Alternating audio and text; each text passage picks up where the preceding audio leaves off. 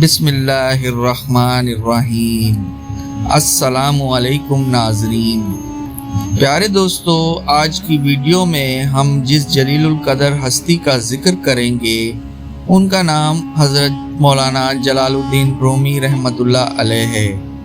آپ کی تاریخ پیدائش 604 ہجری، آپ کا پورا نام جلال الدین اور روم آپ کا تخلص تھا۔ بلخ میں پیدا ہوئے اور ابتدائی تعلیم اپنے والد محترم شیخ بہاؤالدین سے حاصل کی، جو اپنے وقت کے بڑے عالم تھے۔ مشہور بزرگ حضرت شمس تبریز سے ملاقات ہوئی تو مولانا کی زندگی بدل گئی۔ ایک درویش کی نگاہ کیمیا تاثیر نے ہوش و خرد کو زیر و زبر کر دیا۔ اپنے وقت کی دونوں سپر پاور ایران اور روم اہل اسلام کے ہاتھوں شکست و بربادی سے دوچار ہو کر قصہ پارینہ بن چکی تھی اور ان کے مرثیہ خواہاں تک باقی نہیں رہے تھے۔ اللہ تعالیٰ نے اپنے آخری رسول صلی اللہ علیہ وآلہ وسلم سے کیا ہوا وعدہ پورا کر دیا تھا کہ اہل ایمان صرف آخرت میں ہی کامیاب و کامران نہیں ہوں گے بلکہ دنیا میں بھی انہیں اقتدار اعلیٰ بخشا جائے گا۔ پھر دیکھتے ہی دیکھتے مسلمانوں کا عروج اپنی انتہا کو پہنچ گیا۔ ساری دنیا کی دولت ان کے قدموں میں تھی اور بڑے بڑے تاج و تخت ان کی ٹھوکروں سے پامال ہو رہے تھے۔ کچھ لوگوں کو وہ زمانہ یاد آ رہا تھا جب ایران کی فتح کے بعد مال غنیمت کے انبار دیکھ کر حضرت عمر فاروق رو پڑے اور سر دربار کسی نے عرض کیا، امیر المومنین، انتہائی خوشی کے موقع پر آپ کی آنکھوں میں یہ آنسو؟ جواب میں خلیفہ ثانی نے فرمایا، میں اس لیے روتا ہوں کہ جہاں دولت کے قدم آتے ہیں وہاں ایمان سلامت نہیں رہتا۔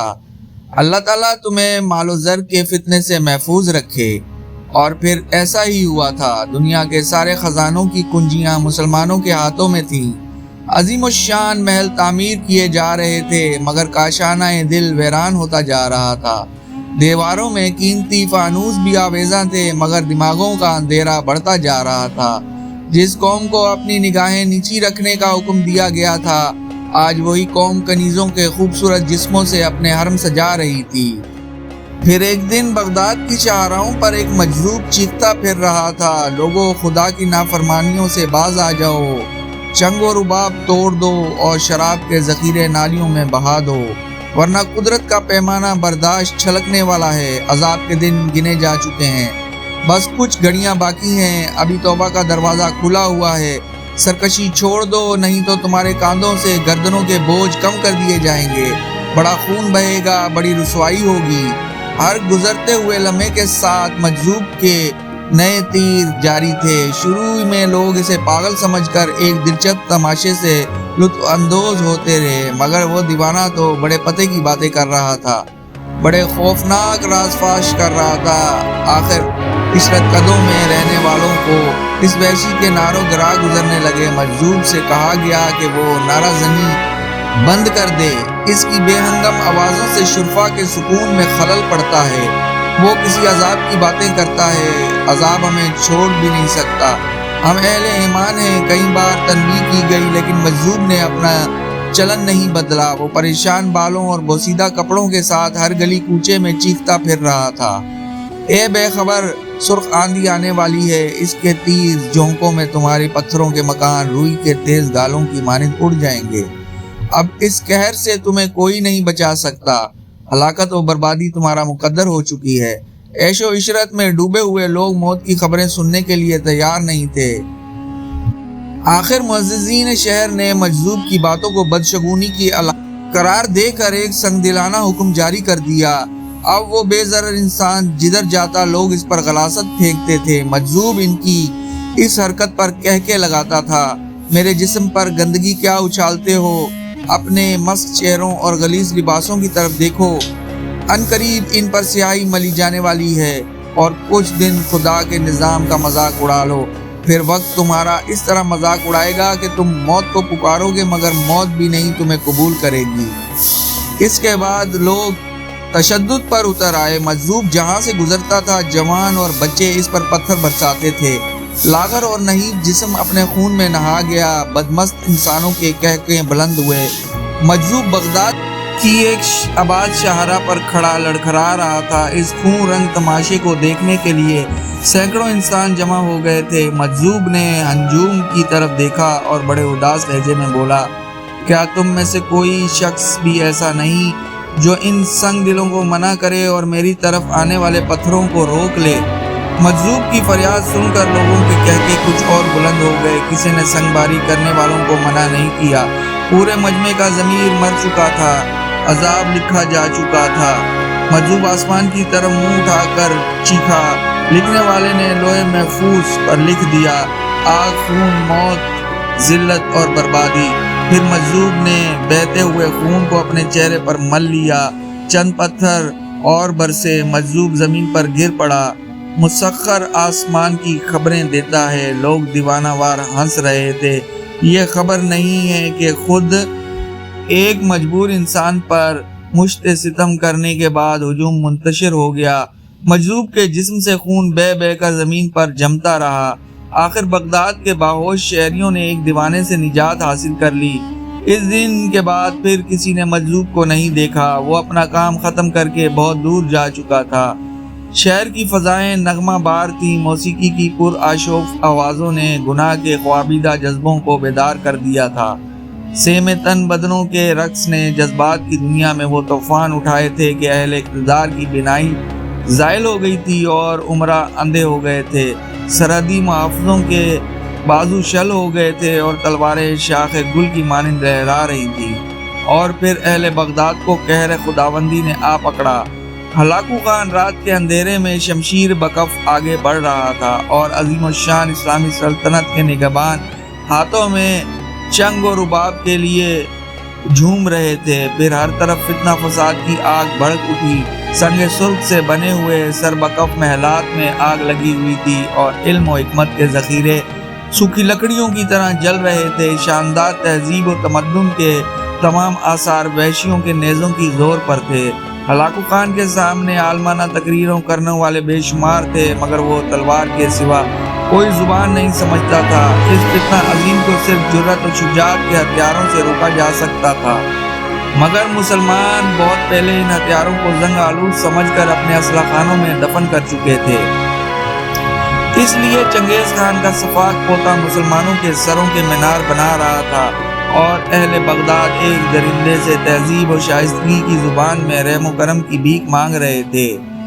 ہلاکو خان کا رخ نیشاپور کی طرف تھا۔ یہاں بھی موت کی سرخ آندھی نے تباہی مچا دی۔ علم و حکمت کے کیسے کیسے تناور درخت جڑوں سے اکھاڑ دیے۔ جن لوگوں نے کچھ دن پہلے بغداد کی شاہراہوں پر ایک مجذوب کو چیختے ہوئے دیکھا تھا، آج انہیں اس پاگل انسان کی باتیں یاد آ رہی تھیں، مگر وقت گزر چکا تھا۔ اچانک خبر آئی کہ تاتاریوں نے حضرت شیخ فرید الدین اطہار جیسے بزرگ کو بھی شہید کر دیا۔ معرفت کا یہ مینار کیا گرا کہ گھروں میں سہمے ہوئے مسلمان موت کے خوف سے کانپنے لگے۔ اب ان کے درمیان سے وہ شخص بھی اٹھ گیا تھا جس کی دعائیں آسمان پر سنی جاتی تھیں۔ دوسری جانب خبر آئی کہ حضرت شیخ نجم الدین کبریٰ نے بھی جام شہادت پی لیا ہے۔ آج تک ہلاکو کی فوج سے جنگ کی اور مرتے وقت اپنی قوم کو ایک ہی پیغام دیا کہ مکانوں کو چھوڑ کر میدان کارزار میں نکل آؤ۔ حضرت نجم الدین کبریٰ کی شہادت نے مسلمانوں کی امید کی آخری کرن بھی بجھا دی تھی۔ معرفت کے اس بلند ترین مینار کے زمین پر گرتے ہی زلزلہ آ گیا تھا اور ظلم و ستم کی رات مزید طویل ہو گئی تھی۔ خون کا سیلاب راستہ بناتا ہوا مسلمانوں کے سرسبز و شاداب علاقوں سے گزر رہا تھا۔ اب ہلاکو خان کے لہو آشام لشکر کا رخ شام کے شہر کونیا کی جانب تھا۔ اس لشکر کی سالاری بیجو خان کو سونپی گئی تھی۔ بیجو خان نے اپنی فوجیں شہر کے چاروں طرف پھیلا دی اور کونیا کا مکمل محاصرہ کر لیا۔ چند روز تک اہل شہر کو خوف و دہشت کے سوا کسی تکلیف کا احساس نہیں ہوا، مگر جب محاصرے نے طول پکڑا تو کونیا کے باشندوں کا سامان رسد بند ہو گیا، جس سے ہر طرف بدحواسی پھیل گئی۔ اہل شہر میں مشورے ہونے لگے۔ کسی نے کہا بیجو خان سے مصالحت کی بات کی جائے اور اس کے مطالبات مان کر اس عذاب سے نجات حاصل کی جائے۔ فوراً ہی دوسرے شخص نے جواب دیا، ہلاکو خان مسلمانوں کے خون کا پیاسا ہے، وہ علی اعلان خود کو خدا کا قہر کہتا ہے، اس کے نزدیک امن و عافیت جیسے الفاظ کوئی مفہوم نہیں رکھتے۔ پھر کیا ہوگا؟ ہر زبان پر ایک ہی سوال تھا۔ آخر جب تمام ذہن سوچتے سوچتے مفلوس ہو گئے تو امیروں کی محفل میں ایک پریشان حال شخص داخل ہوا۔ اس مفلس انسان کو دیکھ کر دولت مندوں کی پیشانیوں پر بل پڑ گئے، مگر وہ لوگوں کے احساسات سے بے نیاز اندر چلا آیا اور بدمستوں کے درمیان کھڑے ہو کر باروب لہجے میں کہنے لگا، لوگو، تمہیں کیا ہو گیا ہے کہ تم اپنے ایک ہم مذہب کو دیکھ کر بدحواس ہو گئے ہو؟ میں تم سے بھیک مانگنے نہیں آیا ہوں کہ مجھے دیکھ کر تمہارے چہروں پر نفرت برسنے لگی ہے۔ اسی تنگ دلی اور بے ضمیری نے تمہیں یہ خوفناک دن دکھائے ہیں۔ تم اپنے عشرت قدوں میں شراب سرخ سے دل بہلانے رہے اور مخلوق خدا اپنے خون میں نہاتی رہی۔ اب دولت کے یہ ذخیرے لے کر کہاں جاؤ گے کہ زمین تم پر تنگ ہو چکی ہے اور آسمان بہت دور ہے؟ یہ کہہ کر وہ اجنبی کچھ دیر کے لیے خاموش ہو گیا۔ پوری محفل پر سکوت مرگ طاری تھا۔ ہر شخص کے چہرے سے ظاہر ہوتا تھا کہ جیسے وہ نزع کی حالت میں گرفتار ہے۔ تمہیں صرف یہ بتانے آیا ہوں کہ اس قہر آسمانی کا بس ایک ہی علاج ہے۔ اجنبی نے کچھ دیر خاموش رہنے کے بعد کہا، ہاں ہمیں بتاؤ تم عمرائے بیک زبان چیخ، ہم اپنے سیم و زر کے سارے انبار لٹا دیں گے۔ خدا کے لیے ہمیں اس اذیت ناک صورتحال سے نجات دلاؤ۔ ہم گزرنے والے ہر لمحے کے ساتھ مرتے ہیں اور پھر دوسرے ساتھ میں جی اٹھتے ہیں۔ ہلاکو خان کی دہشت ہمیں وقت سے پہلے مار ڈالے گی۔ سب کے سب گداگروں کی طرح چیخ رہے تھے، اس درویش کے پاس جاؤ جو تمہارے عشرت قدوں پر تھوک کر اپنی خانقاہ میں گوشہ نشین ہو گیا ہے۔ اجنبی نے نہایت تلخ لہجے میں کہا، اس کے ایک ایک لفظ سے اہل محفل کے لیے شدید نفرت کا اظہار ہو رہا تھا۔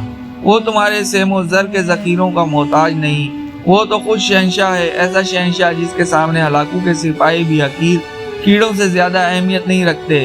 اس کے پاس جاؤ، اگر وہ دعا کے لیے ہاتھ اٹھا دے تو ممکن ہے کہ تمہارے سروں پر آگ کے شعلوں کے بجائے رحمت برس جائے۔ اللہ اس کی بہت سنتا ہے۔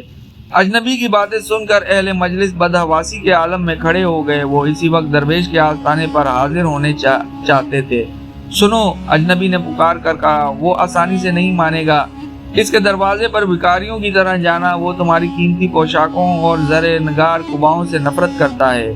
یہ کہہ کر اجنبی محفل سے نکل گیا۔ تھوڑی دور تک لوگوں نے اسے جاتے ہوئے دیکھا، پھر وہ اچانک نظروں سے غائب ہو گیا۔ تمام لوگ اس بات پر حیران تھے کہ وہ کون تھا، کیوں آیا تھا اور یکایک کہاں غائب ہو گیا۔ یہ ایک بڑا اہم واقعہ تھا، مگر لوگوں کے پاس سوچنے کے لیے وقت نہیں تھا۔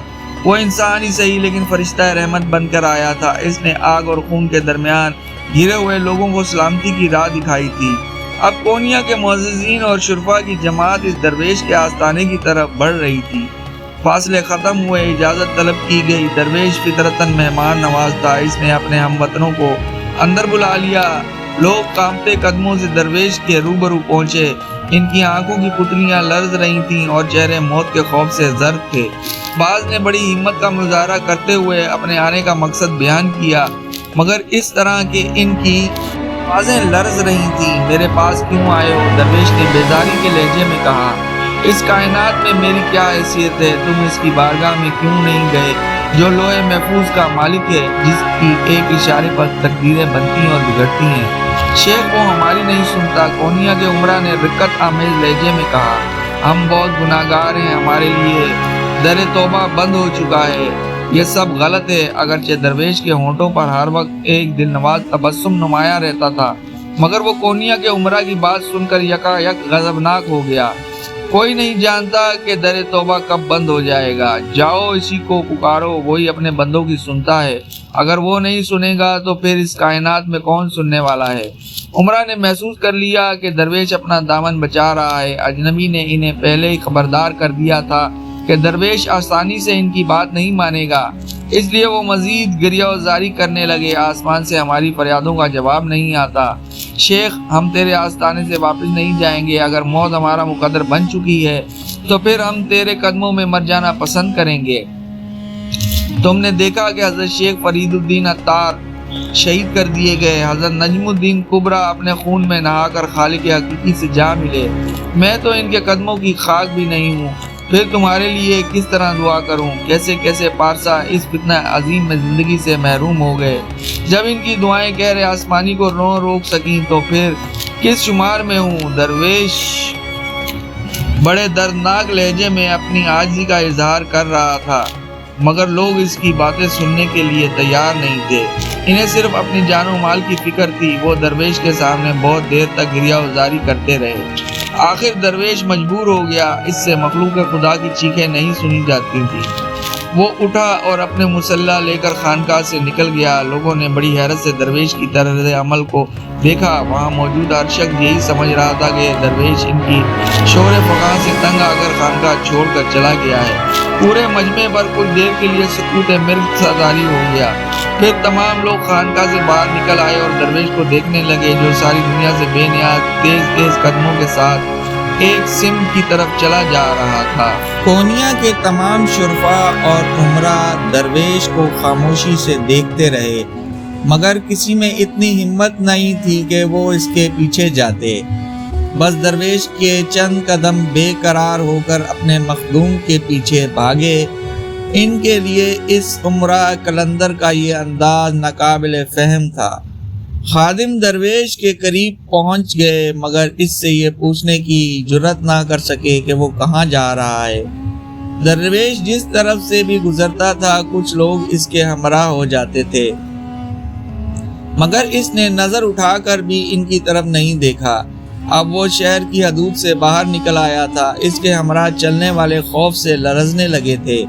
سامنے ہلاکو کے سپہ سالار بیجو خان کا لشکر نظر آ رہا تھا۔ درویش یکایک مڑا اور ان لوگوں سے سخت لہجے میں مخاطب ہوا، تم اپنے گھروں کو واپس جاؤ، کیا یہ کوئی تماشا ہو رہا ہے؟ اس خیر آسمانی سے خدا کی پناہ مانگو۔ یہ کہہ کر درویش آگے بڑھا۔ اس کا انجانہ سفر دوبارہ ہو گیا تھا۔ ساتھ جانے والے اس مقام پر رک گئے جہاں اس نے ٹھہر جانے کا حکم دیا تھا۔ درویش آگے بڑھتا رہا، یہاں تک کہ وہ منگول لشکر کے قریب تر ہوتا چلا گیا۔ اہل شہر اور خادم جو اس وقت وہاں موجود تھے، خوف و دہشت سے کانپنے لگے۔ درویش کا ناتواں جسم منگول تیر اندازوں کے نشانے پر تھا۔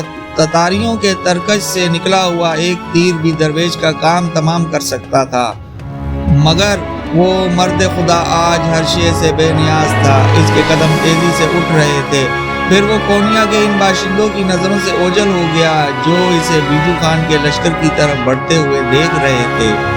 فاصلے مزید کم ہو گئے تھے۔ درویش ایک بلند ٹیلے پر چڑھنے لگا۔ اس ٹیلے کی دوسری طرف تاتاریوں کا لشکر خیمے زن تھا۔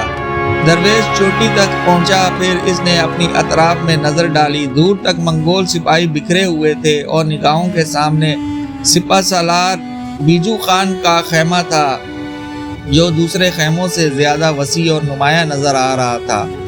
درویش نے ٹیلے پر مسلح بچھا دیا، ایک لمحے کے لیے آسمان کی طرف دیکھا اور نماز کی نیت باندھ لی۔ ابھی چند ساعتیں بھی نہیں گزری تھیں کہ کسی تاتاری کی نظر درویش پر پڑی۔ اس نے اپنے دوسرے ساتھی سے کہا، پھر دیکھتے ہی دیکھتے سینکڑوں منگول سپاہی ٹیلے کی طرف متوجہ ہو گئے جہاں ایک مسلمان اپنے اللہ کی عبادت میں مشغول تھا۔ دشمن فوجی اس کی عبادت کا مفہوم تو نہیں سمجھ سکے، مگر انہیں یہ خیال ضرور ہوا کہ وہ کوئی مسلمان جاسوس ہے جو بیجو خان کے لشکر کی مخبری کرنے آیا ہے۔ اس خیال کے پیدا ہوتے ہی منگول سپاہیوں میں ہلچل مچ گئی۔ اگرچہ درویش تنہا تھا، لیکن جنگی اصول کے مطابق اس کی موجودگی نہایت خطرناک تھی۔ سپاہیوں نے اپنے کارندوں پر نظر دوڑائی، کمانیں اتاری، پھر رفتاری سے تیر چڑھائے، پوری قوت کا مظاہرہ کیا، مگر کوئی ایک کمان بھی نہ کھینچ سکا۔ تنگ آ کر کچھ سپاہیوں نے اپنے گھوڑوں کو استعمال کرنا چاہا تاکہ ٹیلے پر پہنچ کر مسلمان درویش کو تلواروں سے قتل کر دیں، لیکن اس وقت منگول سپاہیوں کی بے چارگی قابل دید تھی جب اس کے گھوڑے اپنی جگہ سے جنبش تک نہ کر سکے۔ تاتاریوں نے بے زبان جانوروں کو پیٹنا شروع کر دیا۔ فضا میں گھوڑوں کی چیخیں بلند ہوتی رہیں، مگر ان سے ایک قدم بھی آگے نہ بڑھایا جا سکا۔ بڑی عجیب صورتحال تھی۔ سارے لشکر میں ایک ہنگامہ سا برپا ہو گیا تھا۔ سپاہیوں کا شور سن کر بیجو خان بھی اپنے خیمے سے باہر نکل آیا۔ سپاہیوں سے اس ہنگامے کا سبب دریافت کیا تو بے شمار انگلیاں ٹیلے کی طرف اٹھ گئیں جہاں درویش اب بھی اپنے خدا کے ہاتھ آگے باندھ کھڑا ہوا تھا۔ یہ کیسی دیوانگی کی باتیں ہیں، بیجو خان نے چیخ کر کہا۔ کوئی بھی ذی ہوش انسان تمہاری احمقانہ گفتگو پر یقین نہیں کر سکتا۔ یہ کہہ کر بیجو خان نے ایک سپاہی سے تیر کمان طلب کیا۔ وہ ایک ماہر تیر انداز تھا۔ ہلاکو کے پورے لشکر میں اس کی یہ صفت مشہور تھی۔ تمام سپاہی حیران و پریشان بیجو خان کی طرف دیکھ رہے تھے۔ ان کی سانسیں رکی ہوئی تھیں اور ذہنوں میں ایک ہی خیال گردش کر رہا تھا کہ اگر منگول سپہ سالار مسلمان جاسوس کو ہلاک کرنے میں کامیاب ہو گیا تو پھر قیامت ٹوٹ پڑے گی۔ وہ اس کی وحشیانہ عادتوں سے واقف تھے۔ آخر بیجو خان نے اپنے کمان کھینچی اور ایک قہر آلود نظر ان سپاہیوں پر ڈالی جن کا یہ دعویٰ تھا کہ وہ اپنی کمانیں کھینچنے سے عاجز رہے تھے۔ سپاہیوں کی جان پر بن آئی تھی اور اب انہیں اپنی موت صاف نظر آنے لگی تھی۔ بیجو خان نے پوری طاقت سے کمان کھینچی، پھر فضا میں ایک مخصوص آواز ابھری اور ترکش سے تیر ٹوٹ گیا۔ منگول سپاہی پتھرائی ہوئی آنکھوں سے تیر کو دیکھ رہے تھے۔ چند ثانیوں کی بات تھی۔ تاتاریوں کا خیال تھا کہ دوسرے ہی لمحے مسلمان جاسوس کی لاش ٹیلے کی بلندی سے زمین کی پستیوں میں چلی جائے گی، مگر ایسا نہیں ہوا۔ بیجو خان کا چھوڑا ہوا تیر درویش کے قریب سے نکل گیا۔ منگول سپہ سالار کا چہرہ احساس ندامت سے زرد ہو گیا۔ نشانہ چوک جانے پر وہ ناقابل بیان اذیت و کرب میں مبتلا تھا۔ شدید غضب کے عالم میں اس نے ترکش پر دوسرا تیر چڑھایا۔ اس بار کمان کو یہاں تک کھینچا کہ اس کے ٹوٹ جانے کا خطرہ پیدا ہو گیا تھا۔ نشانہ درست ہوتے ہی بیجو خان نے تیر چھوڑ دیا، مگر اس مرتبہ پھر وہی ہوا۔ تیر سیدھا نشانے پر تو تھا مگر درویش کے قریب پہنچتے ہی کٹ کر دوسری طرف نکل گیا۔ اس کے بعد سپہ سالار بیجو خان اپنے ہوش و حواس کھو بیٹھا۔ پھر اس نے مسلمان جاسوس پر تیروں کی بارش کر دی، لیکن ایک تیر بھی درویش کے جسم کو نہ چھو سکا۔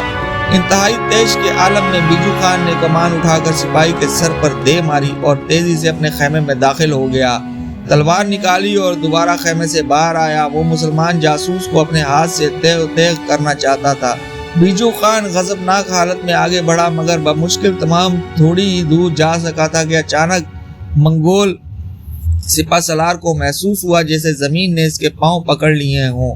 وہ بہت دیر تک ہوا میں اپنی شمشیر لہراتا رہا۔ اس کے ہاتھ مسلسل گردش کر رہے تھے مگر ٹانگیں پتھر کی ہو کر رہ گئی تھی۔ آخر وہ اپنے بے کسی پر رو پڑا۔ اس نے گھبرا کر سپاہیوں کی طرف دیکھا۔ سب کے سب سر جھکائے کھڑے تھے۔ اے جادوگر، ہمیں معاف کر دے۔ اچانک بیجو خان کی تیز آواز فضا میں گونجی۔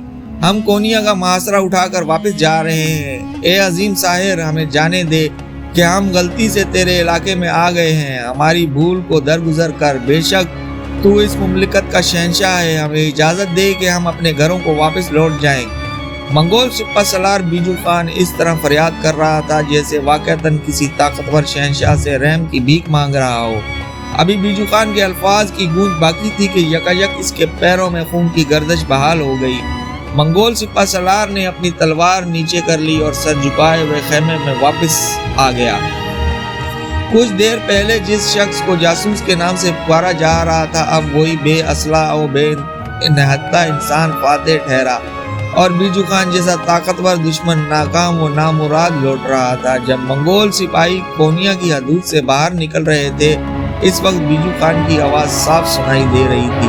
وہ اپنے فوجیوں سے کہہ رہا تھا، گھوڑوں کی رفتار تیز کر دو، یہ پورا علاقہ جادو کے زیر اثر ہے۔ اس بوڑھے ساحر نے ہر چیز کو باندھ کے رکھا ہوا ہے۔